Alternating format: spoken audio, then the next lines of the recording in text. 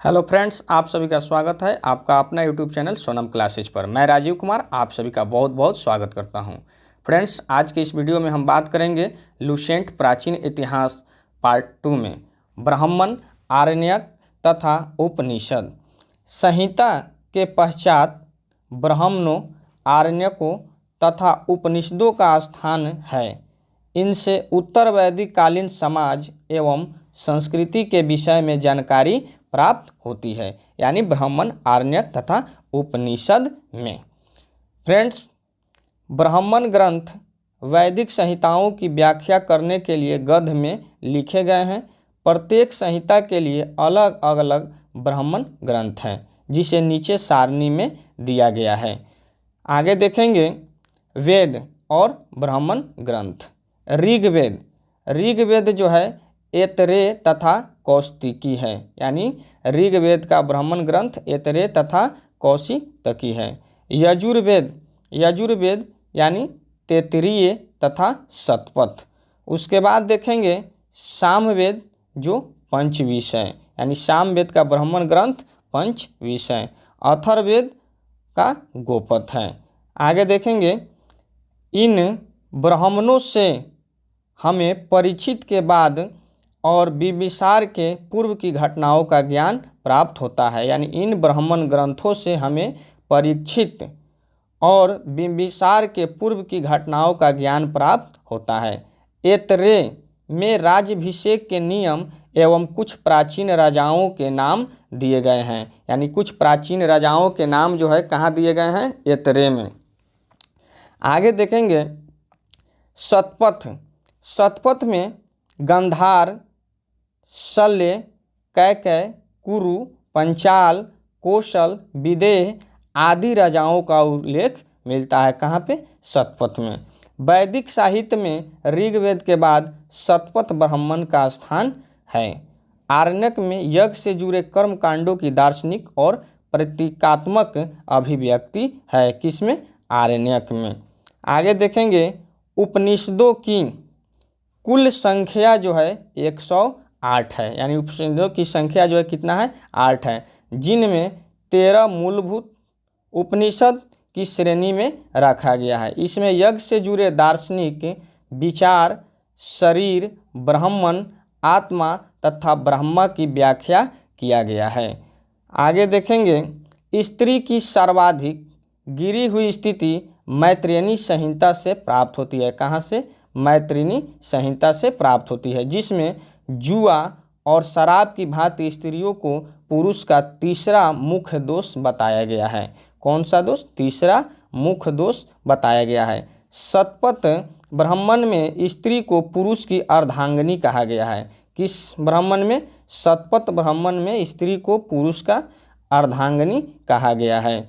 जाबालोपनिषद में चारों आश्रमों का उल्लेख मिलता है, यानी चारों आश्रमों का उल्लेख जाबालोपनिषद में मिलता है। स्मृति ग्रंथों में सबसे प्राचीन एवं प्रामाणिक मनुस्मृति मानी जाती है। यह शुंग काल का मानक ग्रंथ है। नारद स्मृति गुप्त युग के विषय में जानकारी प्रदान करता है। आगे हम लोग देखेंगे वेदांग एवं सूत्र। क्या? वेदांग एवं सूत्र। वेदों को भली भांति समझने के लिए 6 वेदांगों की रचना की गई है, यानी वेदों को भली भांति समझने के लिए जो है कितने वेदांगों की रचना की गई है? 6, यानी 6 वेदांगों की रचना की गई है। यह है शिक्षा यानी शुद्ध उच्चारण एवं शास्त्र। शिक्षा का मतलब शुद्ध उच्चारण एवं शास्त्र। कल्प कर्म कांडीय विधि, यानी कर्म कांड से संबंधित जो है वह कल्प में दिया गया है। निरुक्त शब्दों की व्युत्पत्ति का शास्त्र। क्या? शब्दों की व्युत्पत्ति का शास्त्र जो है वह निरुक्त में है। व्याकरण, छंद एवं ज्योतिष, यह जो है 6 वेदांग है। आगे देखेंगे वैदिक साहित्य को अक्षुण्ण बनाए रखने के लिए सूत्र साहित्य का प्रणयन किया गया है। किस साहित्य का? सूत्र साहित्य का। श्रौत, गिरह तथा धर्म सूत्रों के अध्ययन से हमें यज्ञीय विधि, विधानों कर्मकांडों तथा राजनीतिक विधि एवं व्यवहार से संबंधित महत्वपूर्ण बातें ज्ञात करते हैं। यानी स्रोत गृह तथा धर्म सूत्रों के अध्ययन से हमें यज्ञीय विधि विधानों, कर्मकांडों तथा राजनीति विधि एवं व्यवहार से संबंधित महत्वपूर्ण बातें ज्ञात करते हैं, यानी उससे ज्ञान प्राप्त होता है। आगे देखेंगे, प्रमुख सूत्रों में गौतम, बौधायन, आपस्तंभ, वशिष्ठ आदि के नाम विशेष रूप से उल्लेखनीय हैं। सूत्रों में गौतम धर्म सूत्र सबसे प्राचीन माना गया है। कौन सा? सूत्रों में गौतम धर्म सूत्र जो है सबसे प्राचीन माना गया है। आगे हम लोग देखेंगे फ्रेंड्स, पुराण के बारे में देखेंगे। पुराण कौन चीज़? पुराण भारतीय ऐतिहासिक कथाओं का सबसे अच्छा क्रमबद्ध विवरण पुराणों में मिलता है। कहाँ मिलता है? पुराणों में मिलता है। इसके रचयिता लोमहर्ष हैं। कौन है?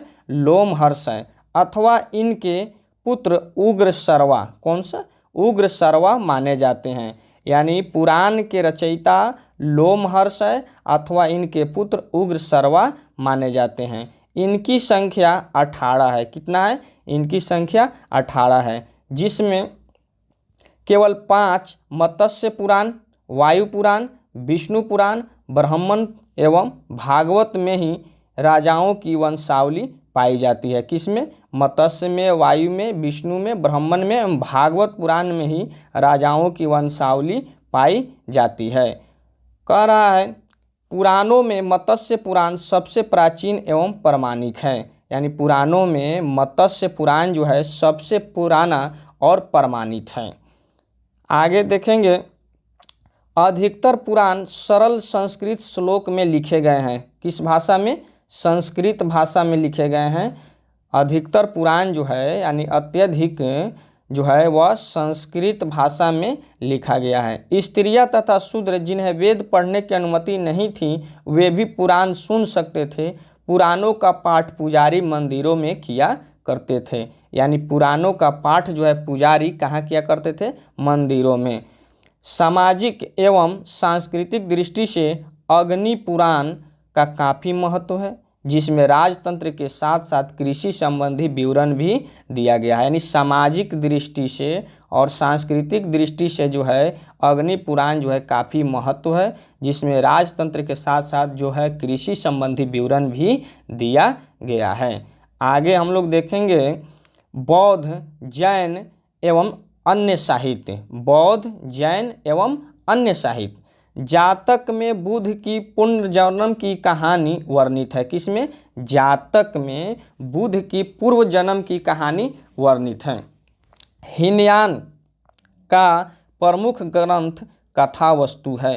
हीनयान का प्रमुख ग्रंथ कथावस्तु है, जिसमें महात्मा बुद्ध का जीवन चरित्र अनेक कथानकों के साथ वर्णित है। यानी हीनयान जो है एक प्रमुख ग्रंथ है, यानी कथा वस्तु है, जिसमें महात्मा बुद्ध के सभी जीवन के बारे में, उनके जीवन चरित्र के बारे में अनेक कथाओं के साथ जो है वह वर्णित है। आगे देखेंगे जैन साहित्य को आगम कहा जाता है। जैन साहित्य को क्या कहा जाता है? आगम कहा जाता है। जैन धर्म का प्रारंभिक इतिहास कल्पसूत्र से ज्ञात होता है। किससे ज्ञात होता है? कल्पसूत्र से। जैन ग्रंथ भगवती सूत्र में महावीर के जीवन कृत्यों तथा अन्य समकालिकों के साथ उनके संबंधों का विवरण मिलता है। यानी जैन ग्रंथ भगवती सूत्र में महावीर के जीवन कृत्य यानी वह अपने जीवन में क्या क्या काम किए तथा अन्य समकालिकों के साथ उनके संबंधों का जो है विवरण मिलता है। अर्थशास्त्र के लेखक चाणक्य यानी कौटिल्य या विष्णुगुप्त, यानी अर्थशास्त्र के जो लेखक थे चाणक्य, जिन्हें कौटिल्य या विष्णुगुप्त भी कहते हैं, यह 15 अधिकरणों एवं 180 प्रकरणों में विभाजित है। इसमें मौर्यकालीन इतिहासों की जानकारी प्राप्त होती है। किस काल की? मौर्यकालीन इतिहासों की जानकारी प्राप्त होती है। अनुवादक जो है, इसका अनुवादक जो है कौन है? श्याम शास्त्री हैं। आगे हम लोग देखेंगे संस्कृत साहित्य में ऐतिहासिक घटनाओं को क्रमबद्ध लिखने का सर्वप्रथम प्रयास कलहन ने किया था। किन्होंने किया था? कलहन ने। संस्कृत साहित्य में ऐतिहासिक घटनाओं को क्रमबद्ध लिखने का सर्वप्रथम प्रयास कलहन ने किया था। कल्हण द्वारा रचित पुस्तक राजतरंगिणी यानी राजाओं की नदी है। कल्हण द्वारा रचित पुस्तक कौन सा है? राजतरंगिणी यानी राजाओं की नदी है। इस ग्रंथ में 8 सर्ग हैं जिन्हें तरंगों की संज्ञा दी गई है। इसमें प्रारंभ से लेकर 12वीं सदी तक के कश्मीर के शासकों का वर्णन है। यानी राजतरंगिणी में जो है प्रारंभ से लेकर 12वीं सदी तक के कश्मीर के जो शासक हुए उनका वर्णन दिया गया है। किसमें? राजतरंगिणी में। अरबों की सिंध विजय का वृत्तांत चचनामा लेखक अली अहमद में सुरक्षित है। यानी अरबों की सिंध विजय का वृत्तांत क्या? चचनामा, जिसके लेखक अली अहमद है, उसमें सुरक्षित किया गया है। यानी अरबों की सिंध विजय का वृत्तांत यानी अरबों की सिंध विजय के बारे में। अष्टाध्यायी। अष्टाध्यायी संस्कृत भाषा व्याकरण की प्रथम पुस्तक है। यानी जो संस्कृत भाषा व्याकरण की जो है वह प्रथम पुस्तक क्या है? अष्टाध्यायी के लेखक पाणिनि है। कौन है? पाणिनि है। इससे मौर्य के पहले का इतिहास तथा मौर्य युगीन राजनीतिक अवस्था की जानकारी प्राप्त होता है। यानी मौर्य के पहले का इतिहास तथा मौर्य युगीन राजनीतिक अवस्था की जानकारी प्राप्त जो है किसमें होता है? अष्टाध्यायी में, जिसके लेखक पाणिनि हैं। आगे हम लोग देखेंगे अष्टाध्यायी में पहली बार लिपि शब्द का प्रयोग हुआ है। लिपि शब्द का प्रयोग जो है यानी लिपि शब्द का प्रयोग पहली बार कहाँ हुआ था? तो वह हुआ था अष्टाध्यायी में। कात्यायन की गर्गी संहिता एक ज्योतिषी ग्रंथ है। यानी गर्गी संहिता जो है एक ज्योतिष ग्रंथ है जिसके लेखक क्या है? कात्यायन। फिर भी इसमें भारत पर होने वाले यवन आक्रमण का उल्लेख मिलता है। इसमें भारत पर होने वाले यवन आक्रमण का भी उल्लेख मिलता है। पतंजलि पुष्यमित्र शुंग के पुरोहित थे। पतंजलि कौन थे? पुष्यमित्र शुंग के पुरोहित थे। इनके महाभाष्य से शुंगों के इतिहास का पता चलता है। यानी इनके महाभाष्य से शुंगों का इतिहास का जो है पता चलता है। इसलिए पतंजलि जो है पुष्यमित्र शुंग के क्या थे? पुरोहित थे। फ्रेंड्स, आज के वीडियो में बस इतना ही। फ्रेंड्स, इसी तरह का वीडियो आप हमारे चैनल पर देखना चाहते हैं तो हमारे चैनल को आप सब्सक्राइब कर लीजिए, बेल आइकन को दबा लीजिए, क्योंकि जब आप बेल आइकन को दबा लीजिएगा, सब्सक्राइब कर लीजिएगा, तो हमारा जो भी वीडियो अपलोड होगा उसका पहली बार नोटिफिकेशन आप तक पहुंचता रहेगा। लुसेंट के और विषयों के साथ हम फिर आपसे अगले वीडियो में मिलते हैं। तब तक के लिए दोस्तों, जय हिंद।